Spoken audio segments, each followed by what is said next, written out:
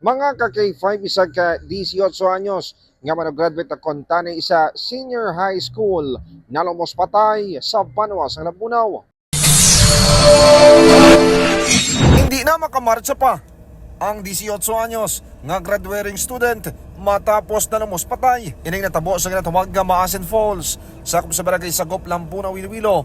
Alas 2 ng hapon, Abril 8, 2025. Ang biktima mo si alias Cyrus, 18 anyos, kag-residente sa barangay Badyangan, Lambunao. Sunod kay Police Major Roy Tayona, ang hepe sa Lambunao Municipal Police Station. Isa ka grupo sang naligo ang biktima sa falls sang natabo ang insidente. Sandig sa ila investigasyon, naglumpad ang biktima pero nagahaplak sa matiga nga pagay ang iyadugan kag naglugdang pa ang iyang lawas.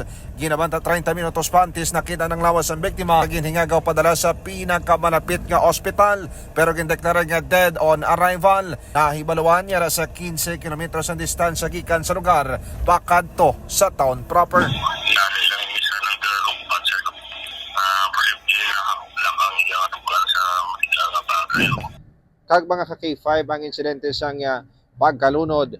Ang una naman nga tion niya na record sang kapulisan subong nga bulan kag tuig. Balita nagikan sa Banwa sang Lambunao. Ako naman si ka-K5 Aaron Rifoyo para sa Kampiyon na Balita. Serbisyo publiko kang kalingawan sa Iloilo. Number 1 na kita, K5 News sa PAN.